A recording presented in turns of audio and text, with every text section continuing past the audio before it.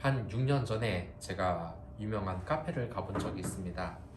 그런데 그때 이 커피를 마시면서 노트북으로 제가 업무를 보고 있는 중 갑자기 좀 일이 생각이 나서 그 자리를 잠깐 벗어나려고 했습니다.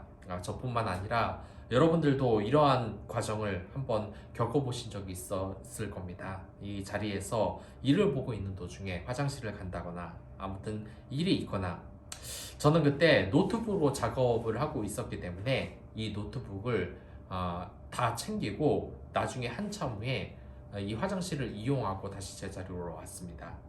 그런데 이 자리에 있던 점원이 제가 가지고 있던 이 커피와 모든 것을 다 치워버린 후였습니다. 근데 저는 그 분한테 괜찮다고 말을 했는데 이분은 죄송하다고 하면서 저에게 이 커피 한 잔을 더 무료로 주면서 제가 이 마음이 상하지 않도록 대단히 노력을 하는 그런 모습이 보였습니다.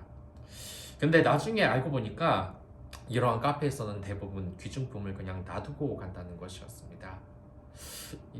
내 귀중품을 놔두고 갈 수 있는 공간이라는 것. 여러분들 혹시 카페가 그런 공간이라고 생각이 들지 않습니까? 생각을 해보면 이 카페라는 곳은 교회 공동체와도 비슷한 점이 대단히 많습니다. 일예로 이제 교회가 번해야 한다라고 하면서 어떤 공간을 이 교회 공동체가 가장 많이 쓰고 있습니까? 이 예배당을 벗어난 곳이라고 하면 대부분 여러분들 카페를 떠올릴 것입니다. 이 카페 교회라는 것. 왜 카페가 우리의 이 공간이 되었나? 분명 이곳은 나 혼자만 있는 공간은 아닙니다. 하지만 이 카페라는 곳, 그러니까 그러한 곳을 이 교회 공동체가 찾는 있는 이유는 편안함 아니겠습니까? 자신의 집 같은 아늑함, 그러면서도 많은 사람과 교제를 나눌 수 있는 그런 곳. 그러나 사실 이렇게 아름다운 카페에 있는 많은 사람들을 보고 사치라고 말하는 사람들도 있는 것 같습니다. 그 이유가 대체 무엇이겠습니까? 네가 버는 돈을 한번 생각해봐라. 가성비가 나오냐? 우리가 사실 이 세상을 살아가면서 어떤 사람들이 많습니까? 사실 요즘 보면 이 청년들 다들 가난하게 살지 않습니까? 그러나 이 커피를 마시는 사람들 보고도 아직도 네가 돈을 제대로 벌지도 못하는데 그런 사치를 부릴 때가 어디에 나오냐? 이런 말이 나오는 것 같습니다. 사실 이건 교회의 문제도 마찬가지 아니겠습니까? 네 삶이 척박하고 너는 벌어놓은 돈도 없는데 네가 교회 갈 때냐? 아니면 네가 지금 시험을 준비하고 있는데 교회에 나갈 때냐? 사실 저는 그럴 때도 있었습니다. 이 믿음이 연약했을 때 이 예수님을 그래도 영접하면서 이 교회 직장인이 저에게 물어보는데 너 혹시 11조 하냐? 라고 해서 저는 솔직히 예라고 대답을 하니까 참 쓸데없는데 돈을 쓴다는 말을 들었던 적이 있습니다. 왜냐하면 가성비가 나오냐? 이 교회는 여유가 있을 때 나오는 것이 아니냐? 여러분들 주위의 청년들에게 한번 물어보십시오. 이 교회를 나오기 싫은 이유 왜 그렇겠습니까? 가성비가 나오지 않는다는 것입니다. 내 실생활에 가성비 도움이 안 된다는 겁니다. 교회는 11조를 강요하고 그리고 청년들에게 이제 나는 공무원 시험을 준비한다. 요즘은 많이 줄었지만 사법고시를 준비한다. 직장고시를 준비한다. 수능을 준비한다고 할 때 이 교회의 공간이 가성비가 나오는 공간이냐? 이러한 문제가 이들을 누르고 있었다는 겁니다. 사실 이러한 문제는 이 예수님의 제자들도 가지고 있는 문제였습니다. 그들에게 있어서는 이 예수님을 따라가는 것은 평생의 직장을 놓고 가는 일이었습니다. 누구는 나라의 공무원으로, 누구는 나라의 어부로서 그 자리에서 그 평생 직장을 가지고 있는 이 순간에 예수님은 제자들에게 이야기를 합니다. 너희들 이제 모든 것을 버리고 나를 따르라. 너희들이 이제부터 어부가 아니라 사람을 낚는 그런 어부가 되게 하도록 예수님께서 그러니까 이제 사람들 가운데서 이들에게 복음을 전하는 그런 평생의 소명을 이제 갖게 하겠다고 이야기를 했습니다. 그랬을 때 이 예수님의 제자들은 어떤 선택을 했습니까? 예수님을 따라가는 결정을 했습니다. 우리가 원하는 평생 직장, 가성비가 전혀 나오지 않는 그러한 가난한 예수의 모습을 보고서 그들은 따라가서 편안함을 얻을 수 있고 거처를 마련했던 것입니다. 그러나 예수님께서는 이제 말씀하십니다. 내가 이제 고난을 당하고 이 세상을 떠날 때가 됐다고 합니다. 그러니까 이 제자들의 가슴은 무너질 수밖에 없었습니다. 예수님만 믿고 이 평안한 삶을 살고 있었는데 이제 예수님이 자신을 떠난다고 합니다. 그랬을 때 여기에 있는 이 제자들의 삶을 여러분들 한번 생각해 보실 수 있겠습니까? 사실 우리는 아는 듯 모르는 듯 하지만 이 예수님의 형상으로서 이 세상을 평안하게 살고 있는 경우가 많습니다. 가장 가까운 것은 이 부모와 함께 사는 것입니다. 이 부모와 따로 사는 이 청년의 삶이 정말 척박하지 않습니까? 그리고 요즘 결혼을 안 하고 혼자 사는 이 청년의 삶도 대단히 외롭고 척박하지 않습니까? 그래서 이러한 어려움을 가진 이 사람들은 사실 이 하나님의 말씀을 듣고 또한 교회의 공동체로 오는 것이 아니겠습니까? 교회 공동체에서 부모에 대한 사랑을 알고 또한 배우자를 얻어야 된다는 그러한 것, 그리고 나 혼자서는 너무나 슬픈 이 상황 속에서 이런 카페 같은 그러한 예수님의 공간에서 같이 쉼을 누리고 있었던 이 제자들에게 이제 어려움이 닥친 겁니다. 이제 이러한 순간이 없어졌다고 이야기를 하는 것입니다. 여러분들, 우리가 이런 카페를 찾는 이유가 무엇이겠습니까? 공동체, 이야기를 나눌 사람들을 찾는 것이 무엇이겠습니까? 그것은 우리의 젊은 세대가 미래에 대한 막막함과 걱정을 가지고 있기 때문이 아니겠습니까? 생각을 한번 해보시기 바랍니다. 어떤 곳에서는 젊은이들이 투정을 하는 것 보고 배가 부르다고 이야기도 합니다. 왜냐하면 이 젊은이들이 자신의 삶에 대한 고민을 하지 않고 막상 이 사회에 대한 원망만 하면서 나는 결혼을 못한다. 왜? 나라가 이렇게만 날 만들어서, 또한 날 이렇게 만들었기 때문에 난 결혼을 못한다. 애를 못 낳는다고 이 젊은이를 탓하기도 하지만 우리가 생각해야 될 것은 그들의 삶이 어떻다는 겁니까? 이 카페에서, 공동체에서, 예배의 처소에서 예배를 드리고 있는 이 젊은이의 모습을 우리가 이해하지 못하고 그들을 외면하는 것은 아니겠습니까? 한 목사님은 이렇게 말했습니다. 물론 이 목사님이 잘못한 것은 아니겠지만 이 교회의 청년이 꼴보기 싫다는 겁니다. 왜냐? 이 교회 공동체에서 계속 머무르기만 하고 이 사회에 나와서 적극적으로 살아볼 의지가 없기 때문이라고 하는 것입니다. 교회에만 있지 말고 세상 밖으로 나가라. 그러나 그 청년들은 아직 준비가 되지 않은 겁니다. 아직 교회 공동체에서 위로를 받아야 된다는 것입니다. 그리고 고민을 나누고 또한 용기를 얻어서 이 사회에 나가야 되는데 어쩌면 우리는 그러한 성도들, 그러한 젊은이들을 모두 이 사회에 내보내는 것은 아니겠습니까? 카페에서 또는 이 교회 공동체에서 이야기를 나누는 이 젊은이들의 사치를 부리는 것 같습니까? 하지만 그들의 삶을 보면은 눈물이 나는 것이 오늘날 현실이 아니겠습니까? 그 젊은이들이 예쁘게 꾸미고 그 자리에 나왔지만 사실 그들의 삶이 어떻습니까? 대부분 최저임금을 버는 청년들입니다. 원룸에도 많이 살고 고시원에서도 많이 살고 최저임금으로 생활을 하는 이 젊은이들이 대다수인 것입니다. 얼마 전 우리 사회에서 정말 아픈 그러한 일이 일어나지 않았습니까? 바로 일주일 전이었습니다. 이 할로윈 데이 때 많은 젊은이들이 정말 끔찍한 죽음을 맞이했습니다. 그러나 몇몇 사람들은 이야기합니다. 왜 거기에 놀러 나갔냐? 사치를 부리냐? 그러나 그러한 말은 너무나 잔인한 것입니다. 이 젊은이의 삶들을 우리가 이해를 못하는 것입니다. 그들이 음란해 보입니까? 귀신의 복장을 하고 돌아다니기 때문에 저주를 받았다고 생각하는 것입니까? 그렇지 않습니다. 그들은 우리가 보호해야 되고 공감을 해야 되고 그들의 삶을 이해해야 될 성도인 것입니다. 그들을 위해 기도해야 되는 것입니다. 생각을 한번 해보셨습니까? 그 젊은이들이 그 화려한 거리를 나와서 어디로 가겠습니까? 자신의 집도 없는 가난한 고시원과 원룸에 생활하는 것이 대부분입니다. 저는 약간 좀 이 사역지를 얻을 때 충격을 받은 적이 있습니다.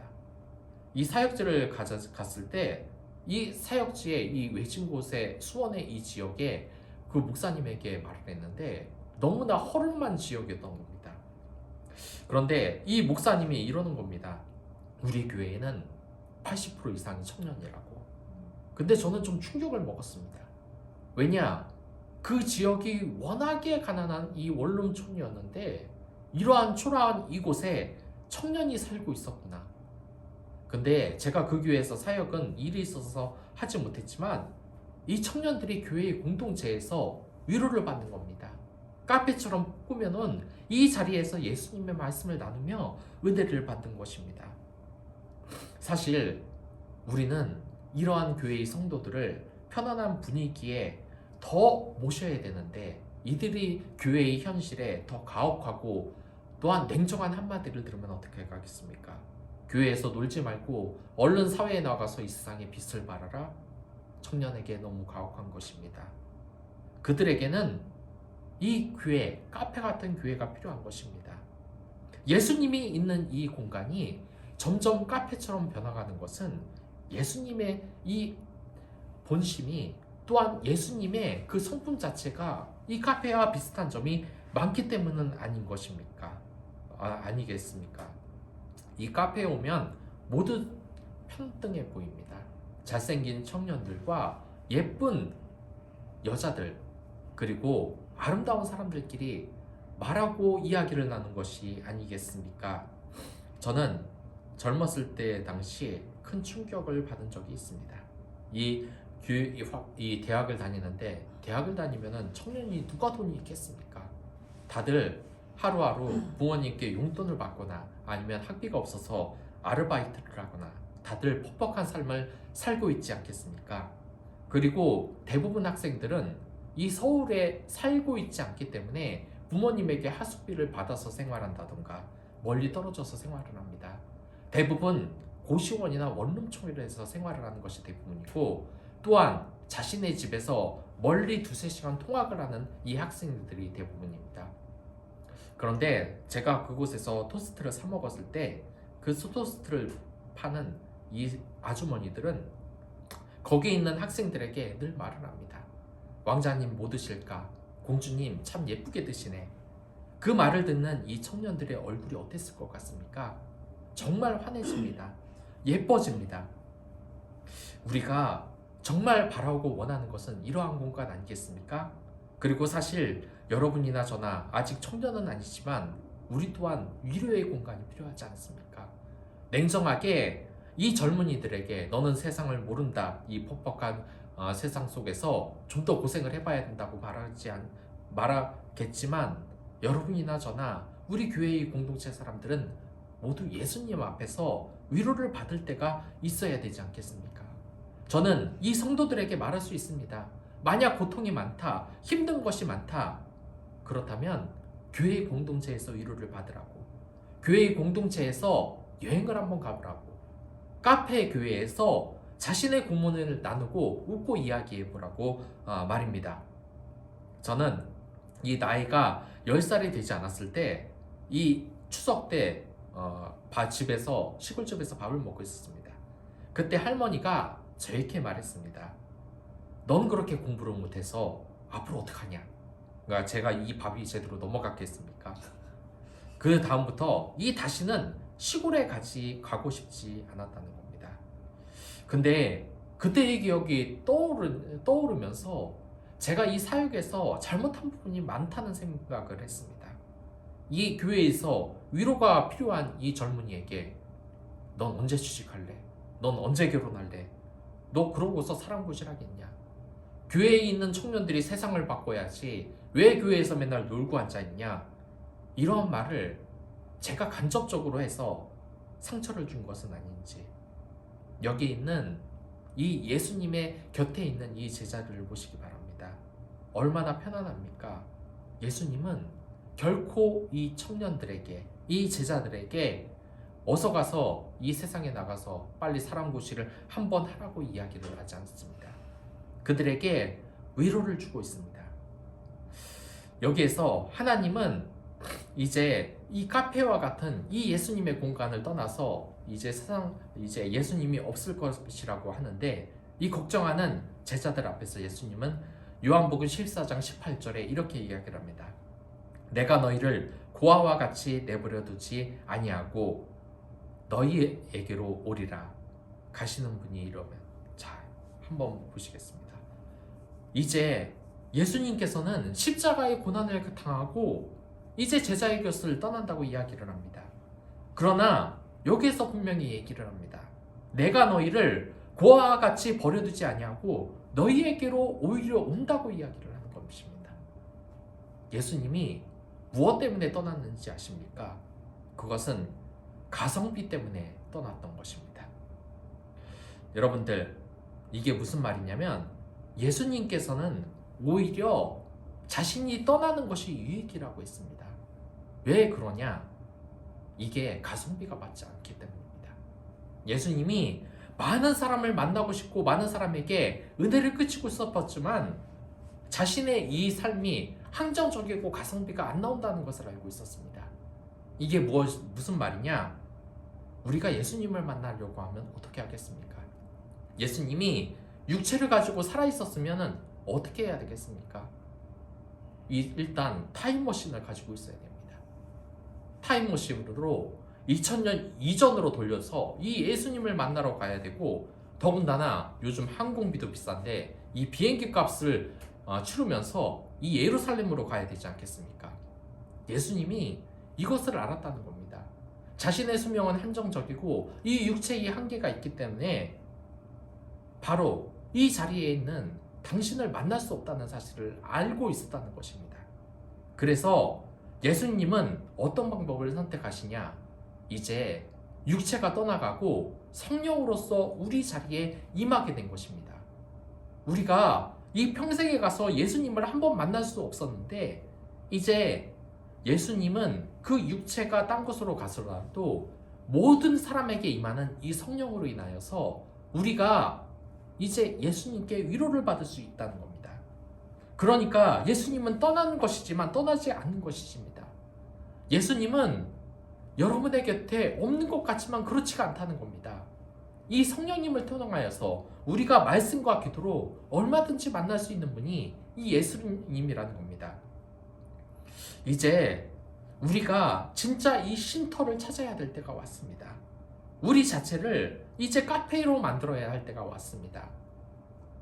이게 무슨 말이냐? 여러분들 주변을 한번 보시기 바랍니다. 이제 초변에는 이 카페를 보고 전부 다 가성비가 안 나온다, 이러한 것은 사치다라고, 옛날에는 이 분위기 값을 이 카페에서 받는다고 욕하는 사람들도 있었습니다. 하지만 요즘 어떤 변화가 일어나는지 아십니까? 저는 깜짝 놀랐습니다. 이 스터디 카페라는 곳에 가면은 이곳이 어떻게 변했습니까? 예전처럼 칙칙한 분위기입니까? 말 그대로 카페처럼 변했습니다.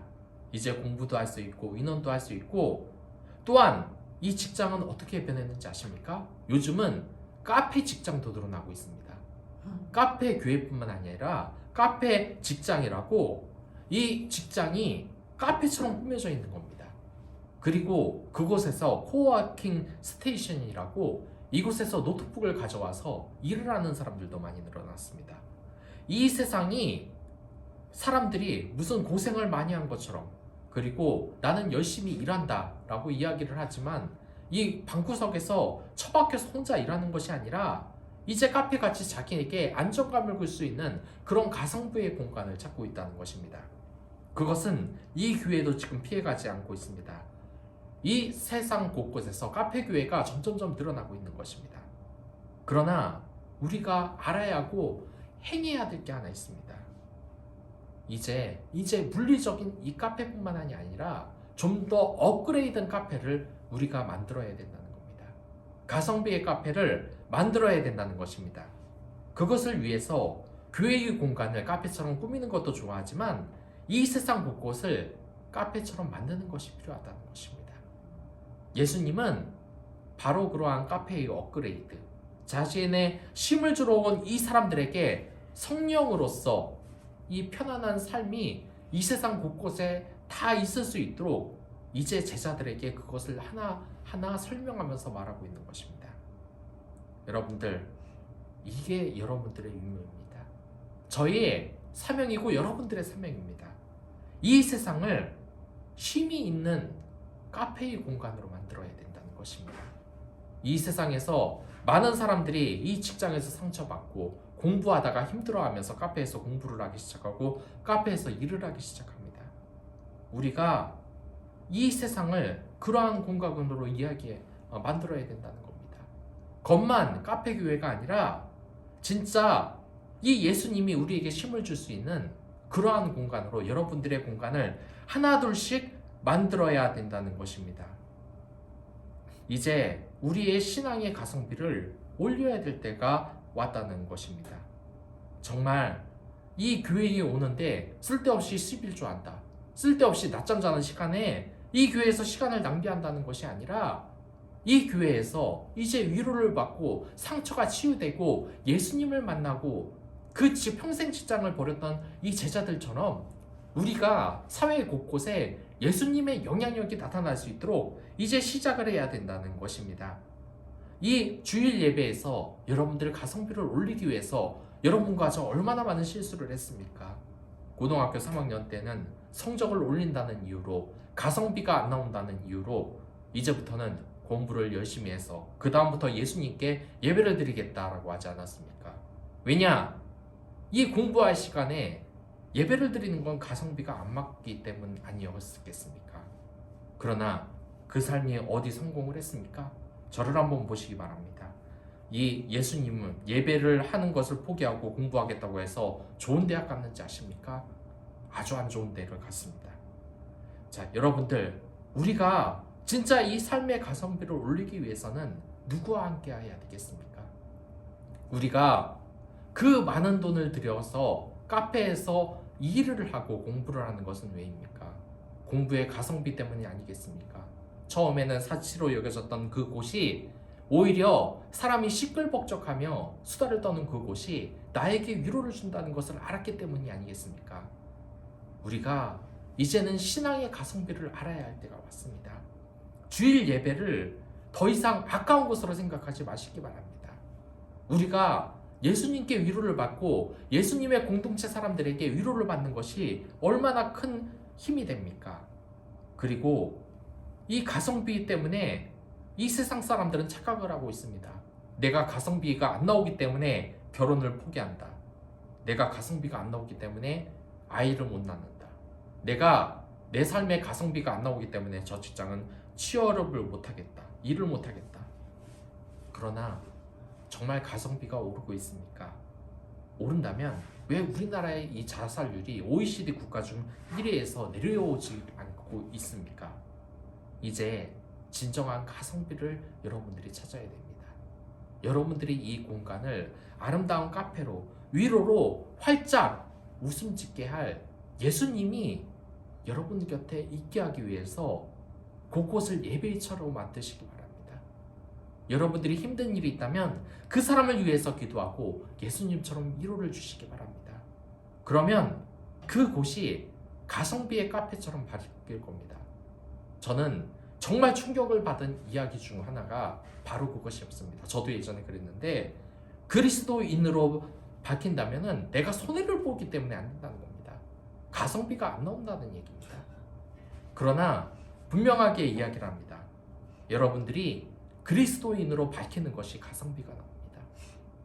그 공간에서 여러분들이 그러한 하나님의 은혜와 사랑을 제대로 표현하지 못하고 바꾸지 못한다면은 그곳은 여전히 정말 이 세상 사람들 말처럼 지옥처럼 그러한 곳이 되고 마르는 것입니다. 이제부터 이 감성을 채워줄 수 있는 예수님께 여러분들의 시간을 한번 바쳐보는 것이 어떻겠습니까? 어떤 형태로든 좋습니다. 새벽 예배가 너무나 피곤해서 힘들다. 한번 예수님의 그 공간에 한번 가보시겠습니까? 사실 독실한 신자들은 가성비 때문에 그곳에 가는 겁니다. 마치 어떤 사람들은 왜 비싼 돈을 주고 카페에서 공부를 하냐라고 말할지 모르지만, 그 카공족들은 다 알고 있지 않습니까? 거기가 가성비에서 내가 공부할 능률이 오히려 오른다는 것을. 새벽 기도를 그 많은 사람들이 왜 나가겠습니까? 주일 예배를 왜 나가겠습니까? 수요 예배를 왜 나가겠습니까? 왜 독실한 신자들이 자신을 손해보면서까지 이웃사랑을 실천하고 또한 예수님이 선하게 살라는 그 말 한마디를 족쇄처럼 여기면서 따르면서 손해를 보고 살겠습니까? 그게 가성비라는 걸 알기 때문입니다. 그게 축복을 빚는 가성비가 맞는 행동임을 알기 때문입니다. 이제 여러분들 하나님의 지혜를 하나하나 알아가는 것이 어떻겠습니까? 일단 날마다 큐티를 하시기 바랍니다. 그러면 하나님의 삶이 나를 얼마나 행복하게 하는지, 내 삶의 능률을 얼마나 올리는지, 진정한 구원이 무엇인지, 그리고 주변 사람들이 이제 원수가 아니라 환한 공간으로서 정말 그리스도의 사랑이 충만한 공간으로서 살면은 내 삶이 얼마나 업그레이드가 되는지 그 가성비의 삶을 여러분들이 알게 된다는 겁니다. 잊지 마시기 바랍니다. 말씀과 기도, 그리고 그 기도를 통해 예수님의 뜻을 이웃에게 한번 실천해 보시기 바랍니다. 또한 삶이 팍팍한 그들에게 하나님께 기도하고 한번 예수님을 영접해 보라고 말씀해 보십시오. 그들이 가성비의 삶을 살게 될 것입니다. 날마다 카페에 있는 것처럼 예수님을 아는 사람은 그 표정이 항상 밝습니다. 12월 달에 저는 많은 아이들과 이 크리스마스 트리를 본 적이 있습니다. 그러자 이 크리스마스 트리를 본 아이들이 소리를 지르면서 뛰어갑니다. 너무나 예쁘다고 환한 표정을 짓습니다. 한번 우리나라 곳곳을 보시기 바랍니다. 각각 곳 관공서나 아니면 호텔, 광장을 한번 가보십시오. 예쁜 크리스마스 트리가 있습니다. 왜 있겠습니까? 그것을 보고 사람들이 평안함을 느끼고 안정을 느끼기 때문입니다. 그러나 우리는 그러한 것과 더 한 차례 업그레이드 된 것, 예수님께서 자신의 몸으로 오는 것보다 성령으로서 우리에게 더 큰 은혜를 주는 듯이 우리는 단순히 조형물 또한 주변을 아름다운게 꾸미는 카페뿐만 아니라 우리 자신이 영적으로 다른 사람을 아름답게 하는 이러한 가성비 카페를 점점점 만들어야 되지 않겠습니까? 지겨운 직장도 아름다운 갬성 카페가 돼야 되지 않겠습니까? 여러분들이 그러한 가성비, 이 세상에 훌륭한 인테리어로서 또한 예쁜 집으로서도 그 사람들에게 안정을 줄 수 있을지 모르겠지만 그보다 하나님의 뜻을 따르는 성령의 가성비로 이야기하는 것이 아니겠습니까? 대표적인 가성비가 있습니다. 바로 이 많은 사람들도, 성공한 사람들도 이것을 알고 있습니다. 바로 다른 사람을 사랑하는 것입니다. 다른 사람에게 칭찬에 돈이 안 들다는 것을 어떤 사람들은 벌써 그 지혜를 알면서 예쁜 말을 사용하고 있지 않습니까? 얼마나 가성비가 좋습니까? 이 성경 말씀 외우고 또한 이 축복의 말을 다른 사람에게 해주는 게 무슨 돈이 듭니까? 근데 그 칭찬의 한마디를 하면 그 사람은 환한 표정으로 여러분들의 친구가 됩니다. 이게 얼마나 큰 가성비입니까? 이제부터 가성비를 삶에 누리시기 바랍니다. 코로나도 끝났는데 가성비의 삶을 누리기 위해서 예배의 처소에 와서 많은 사람들과 교제를 한번 하시기 바랍니다. 하나님께 기도를 하시기 바랍니다. 맨날 놀고 먹는 그런 시간보다는 이 하나님께 기도를 하며 대화해 보는 것이 낫지 않겠습니까? 그러한 성령의 은혜를 널리 퍼뜨리는 여러분들이 됐으면 좋겠습니다. 그 은혜를 받는 여러분들이 됐으면 좋겠습니다. 다 같이 기도하겠습니다.